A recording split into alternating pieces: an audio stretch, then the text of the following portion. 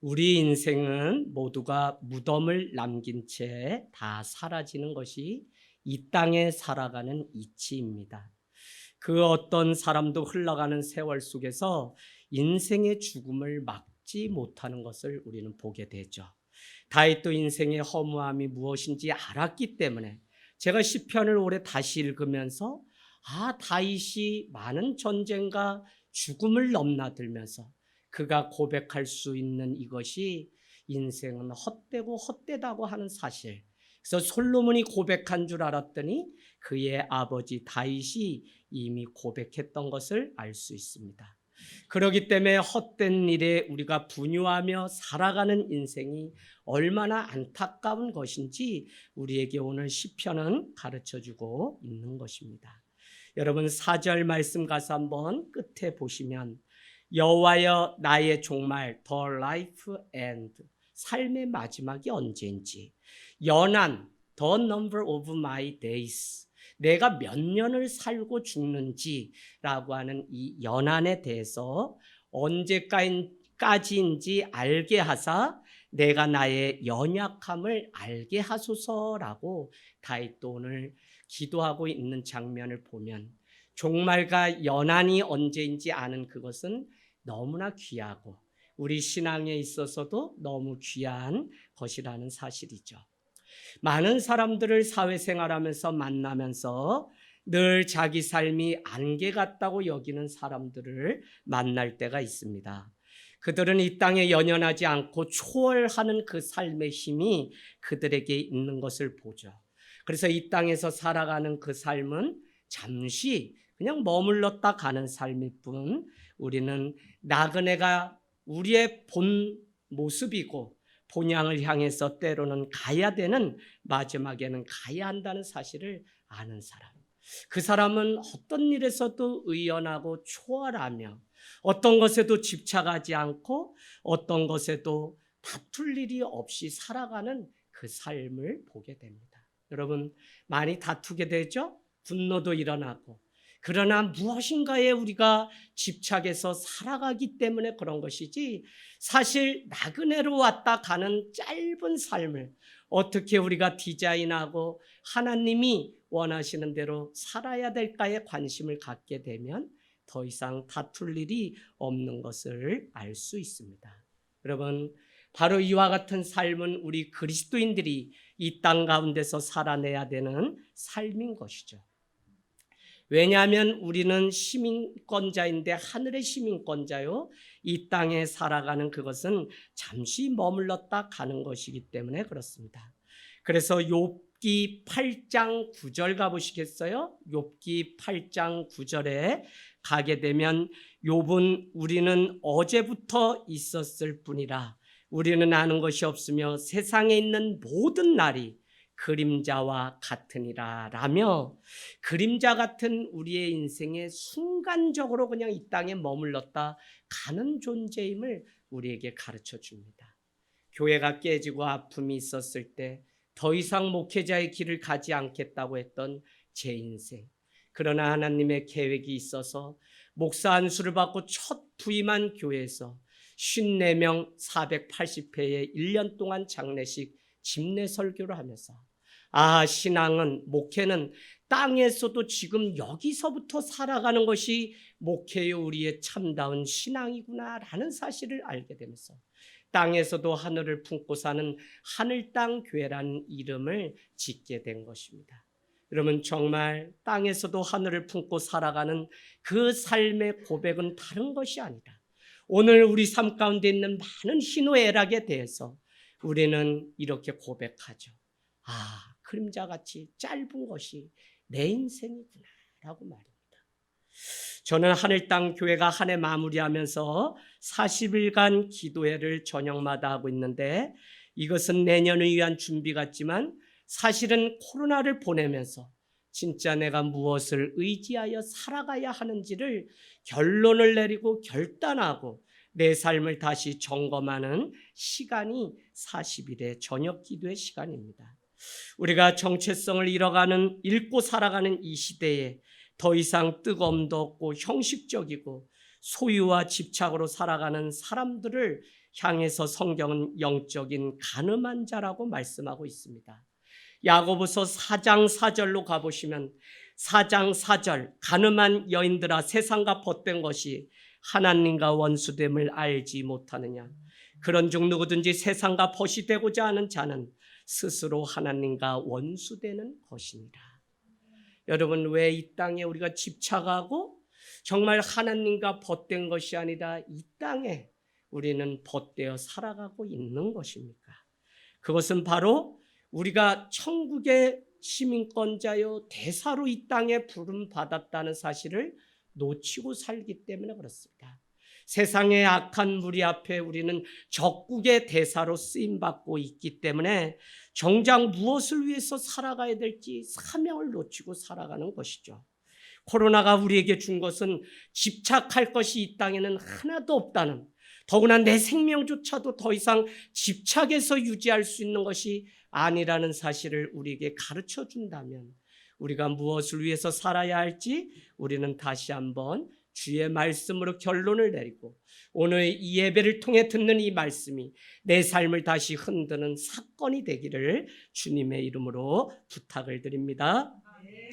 세상은 지난 세기와 비교해 볼 때 분명 살기 편해졌고 고개만 돌리면 곳곳마다 즐기고 향유할 수 있는 많은 것들이 손짓하고 있습니다.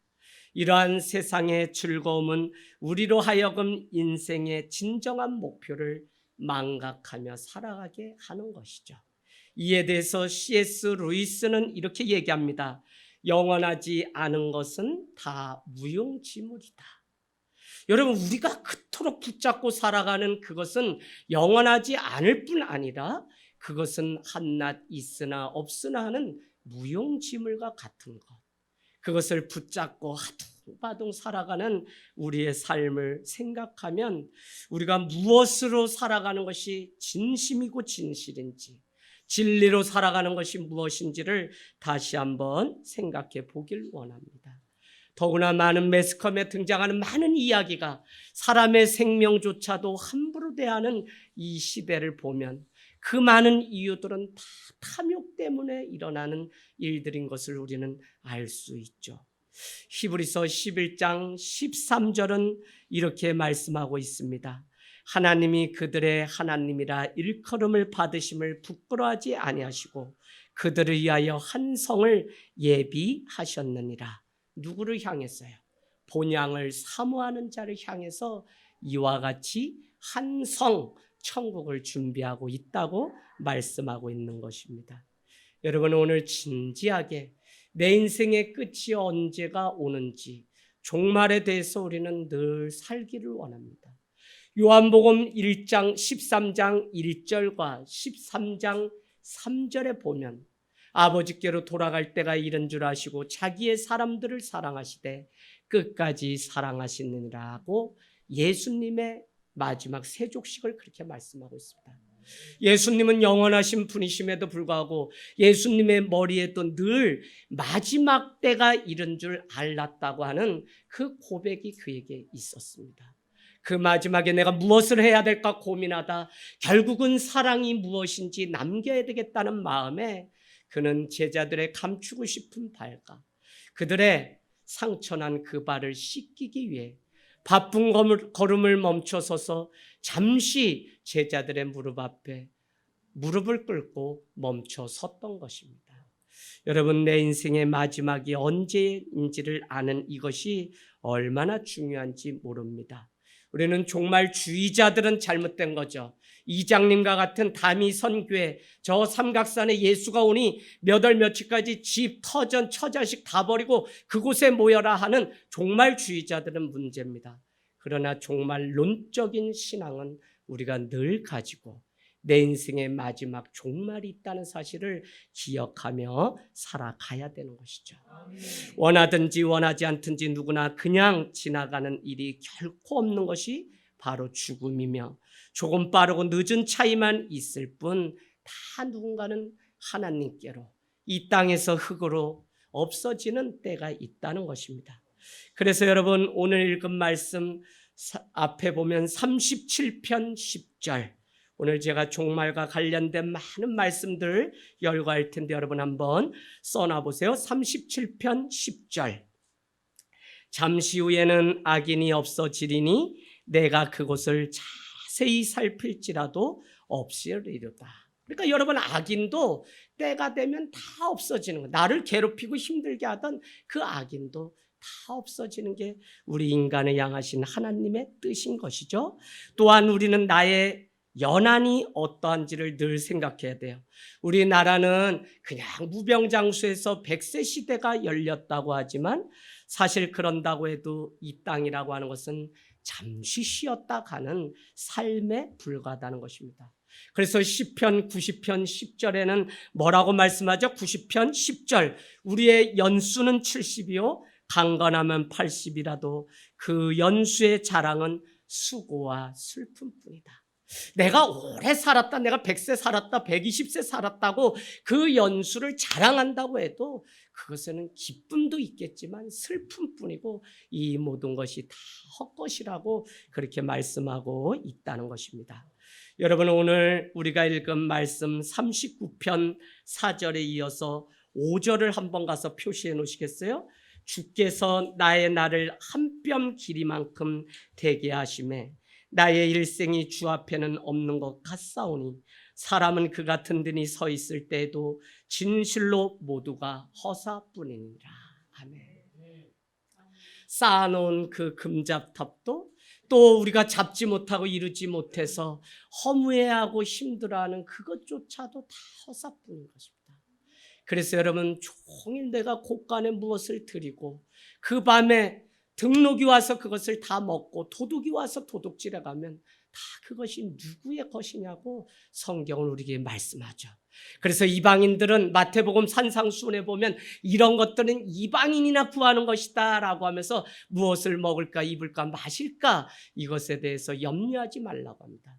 그날의 괴로움은 그날의 족하기 때문에 한날의 괴로움을 다음 날까지 끌고 가면 그것이 염려라서 우리의 마음이 갈라지게 되고 그러게 되면 우리 마음 안에 계신 예수님을 보지 않고 마음이 급해지고 빨라지고 어떻게 더 열심히 살아야 되는데 하는 조급함이 우리의 인생을 나락으로 떨어뜨리는 일들을 보게 됩니다. 시편 90편 4절, 시편 90편 4절은 주의 목전에는 천년이 지나간 어제 같으며 밤의 한순간 같을 뿐이라. 어떻게 하루가 천년 같은데 그것도 그냥 아무것도 아니에요. 천년이 또 하루 같다고 베드로서는 우리에게 말씀하고 있는 거 보면 한순간, 밤이 지나가는 한순간에 불과한 것이 우리의 인생이다. 여러분, 사랑하면서 살아도 모자른 세상이에요.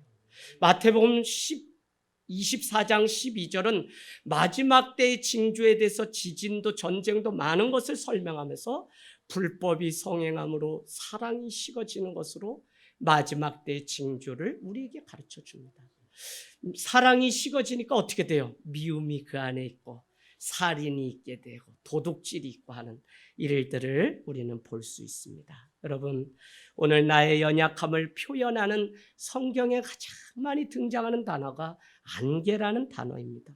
안개는 잠시 있다가 사라지는 것이고 풀도 잠시 자라다가 시들어버리게 되죠. 마치 사람이 강한 것 같지만 풀 같은 존재라고 우리에게 말씀하고 있습니다. 야고보서 4장 14절. 야고보서 4장 14절은 내일 일을 너희가 알지 못하는도다. 너희 생명이 무엇이뇨? 너희는 잠깐 보이다 없어지는 안개니라 라고 말씀합니다. 안개. 저는 십리길을 걸어서 고향에서 학교를 갈 때 어느 날은 그날 더우려면 아침부터 안개가 자욱해요. 어느 정도냐면 앞이 보이지 않아요. 그래도 그걸 헤집고선 학교를 십리길을 다녀와요. 그래도 그냥 빛이 임하게 되면 금세 안개가 다 걷혀서 그날 얼마나 더운지 몰라요. 우리 인생 가운데 빛이신 예수님이 찾아오셔서 비추기 전에는 우리 인생은 안개와 같고 그냥 그림자와 같이 순간 있다 없어지는 것에 불과하다는 것입니다. 그렇기 때문에 욥의 고백을 우리는 4장 19절을 통해서 들어야 되는데 4장 19절 하물며 흙집에 살며 티끌로 털을 삼고 하루살이에라도 눌려 죽을 자이겠느냐라고 얘기합니다. 이 말은 다시 말씀드리면 우리의 인생은 흙이고 티끌이고 더 나아가서는 하루살이와 같은 존재가 바로 우리라는 것입니다. 여러분 지난밤에 부부 사이에 화해하지 않고 다투고 그냥 그렇게 잠을 청하진 않으셨습니까? 그날의 분을 해가 넘기기 전에 다 해결하고 와서 예배하라고 하는 그것이 바로 우리의 인생이 얼마나 짧은지를 우리에게 가르쳐주고 있는 것입니다.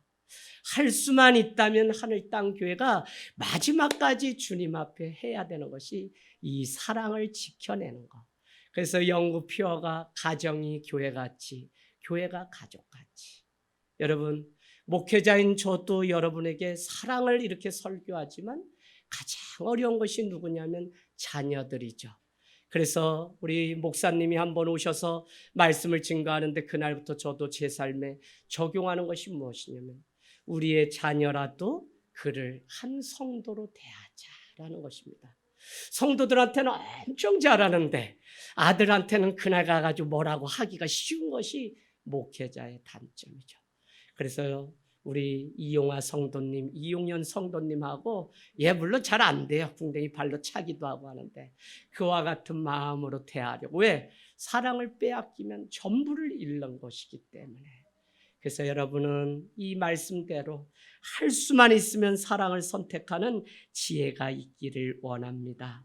그때 우리는 39편 6절의 시편 말씀처럼 진실로 각 사람은 그림자같이 다니고 헛된 일로 소란하며 재물을 쌓으나 누가 거둘는지 알지 못하나이다. 아멘. 여러분 우리를 향해서 뭐라고 이야기하냐면 그림자같이 다니는 존재인데 문제는 헛된 일로 소란하며 재물을 쌓으나 그 많은 것들을 누가 거둘 수 있는지 아는 사람이 있냐고 우리에게 말씀하고 있죠. 왜 오늘 우리가 집착합니까? 왜 자기 연민에 자기애에 빠져서 저 사람이 나를 알아주지 않고 저 사람이 나를 인정해 주지 않는 것 때문에 아파할까요? 집착입니다. 사람들의 인정이 오해가 될 때 그것조차도 내려놓아야 되는 것이 이 땅에서 우리의 삶이에요.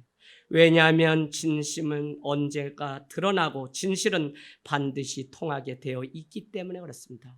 사람들이 하는 많은 말을 춤출 필요가 없어요. 사람들이야 잠깐 자기를 위해 말을 만들지만 그것을 다 아시는 분이 하나님이시라는 그 믿음 때문에 우리가 살아가는 존재이기 때문에 그렇다는 것입니다. 그림자가 여러분 실체가 있습니까? 아니요. 각 사람이 그림자같이 다닌다고 말씀하고 있습니다. 오늘 살아가는 우리의 시대는 얼마나 분주한지 모릅니다. 오늘처럼 인생이 바쁘고 피곤한 시대는 일찍이 없었던 것이죠.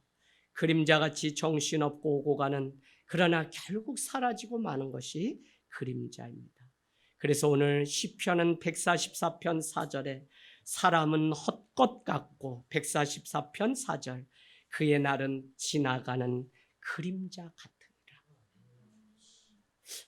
저는 새로 알게 됐어요. 다윗이야말로 그 인생의 마지막 죽음에 대해서 누구보다도 많이 시편에서 얘기했던 사람입니다.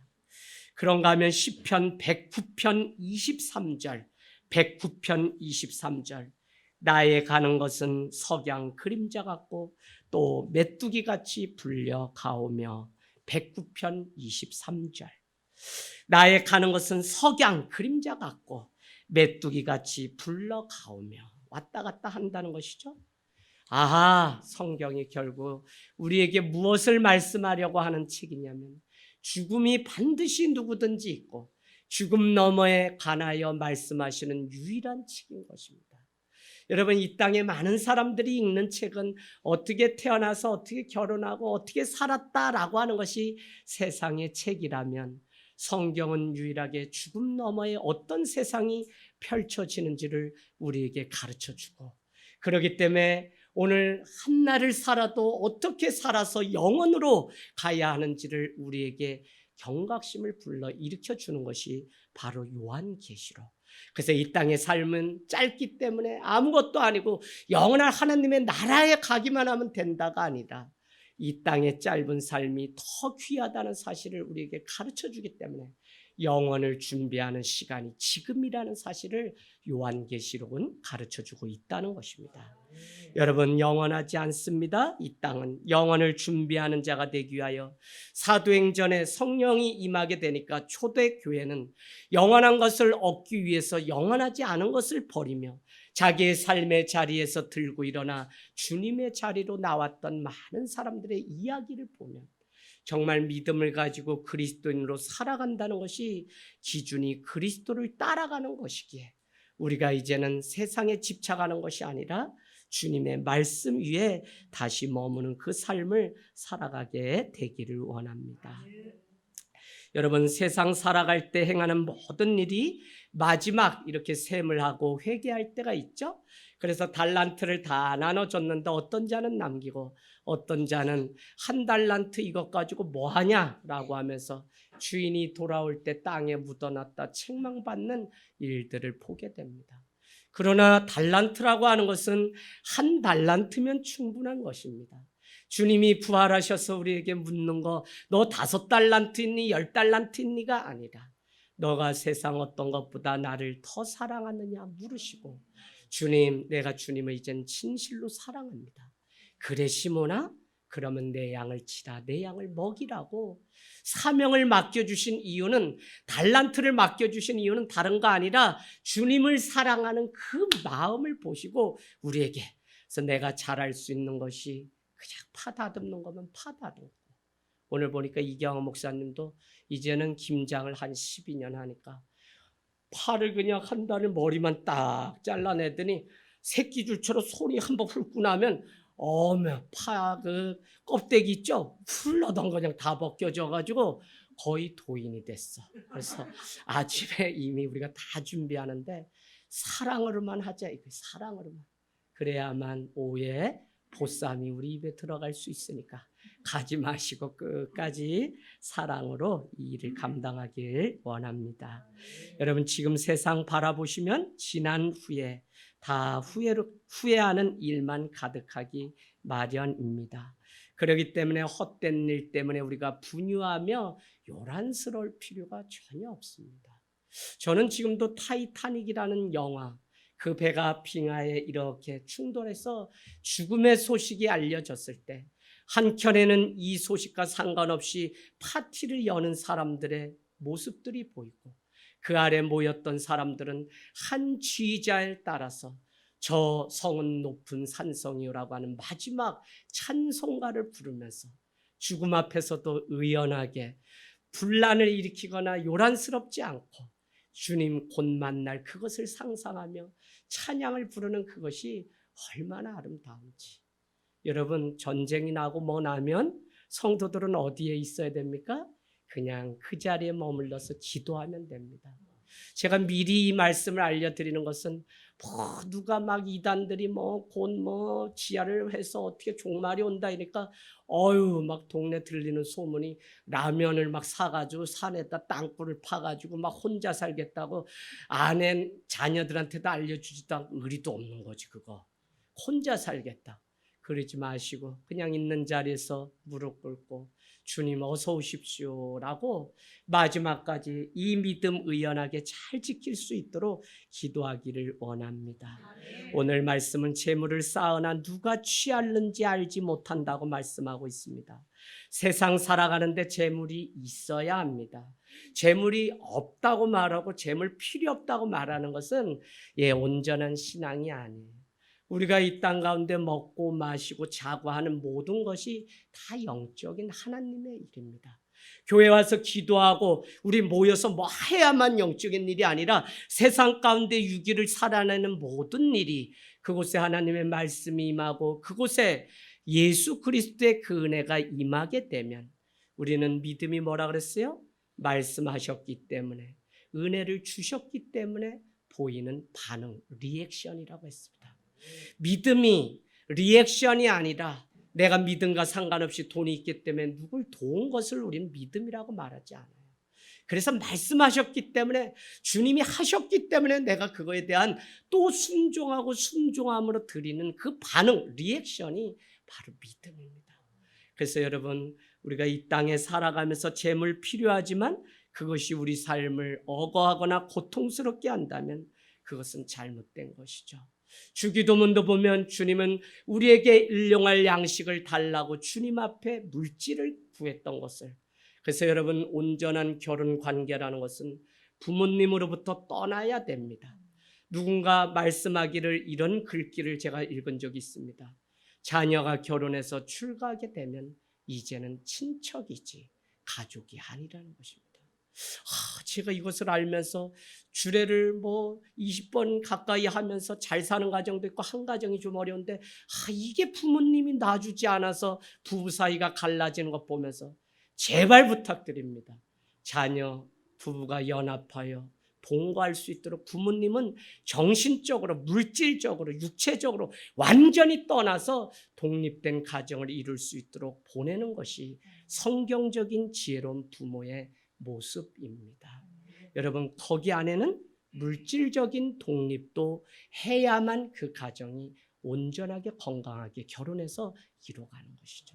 그래서 이 물질을 무시할 것이 아니라 잘 벌고 진실로 잘 사용하는 은혜가 우리에게 필요하고요. 야고보서 5장 3절은 그런 면에서 너희의 금과 은과 쇠가 다 녹슬어 버리면 그것이 무슨 소용이 있냐고 우리에게 말씀합니다.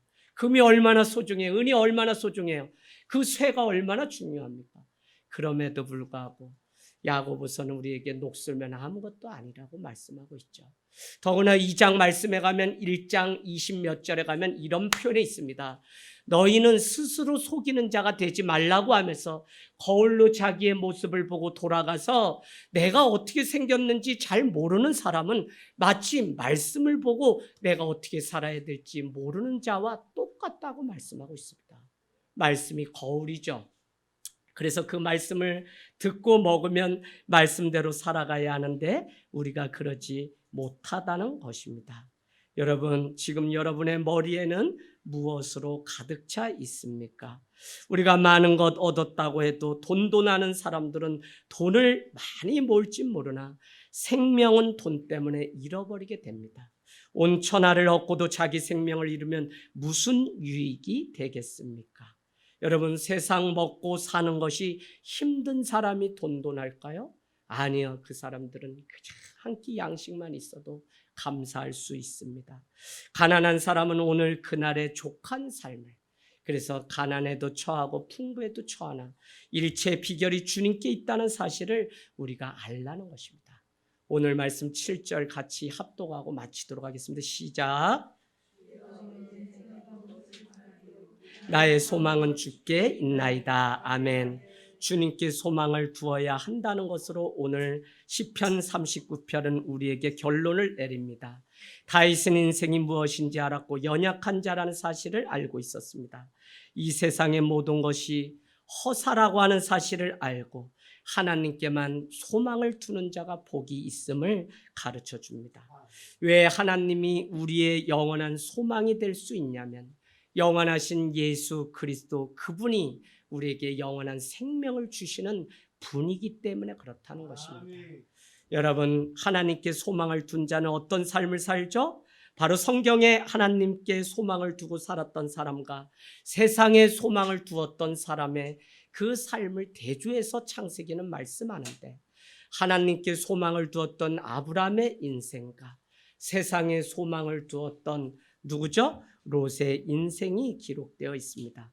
아브라함의 삶은 이 땅에서 나그네로 살았으나 하늘의 소망을 두었고 세상에 미련한 것에 두지 않았고, 그러나 롯은 하늘의 소망보다는 세상의 재물의 소망을 두었기 때문에 소돔성이 불타는 그 가운데도 재산과 물질과 가족을 연연하다 오히려 다 잃어버렸던 것을 우리는 알 수 있습니다. 헛된 일에 분유하지 말고 재물을 쌌되 잘 나눔과 섬김의 가치를 가지고 예수 그리스도를 따라 살아가는 여러분이 되면 여러분이야말로 그리스도의 제자, 비로소 안디옥 사람들이 그리스도인이라 불려지더라라고 하는 그리스도인, 그것을 우리가 누리는 영광이 있기를 원합니다. 아멘. 아멘.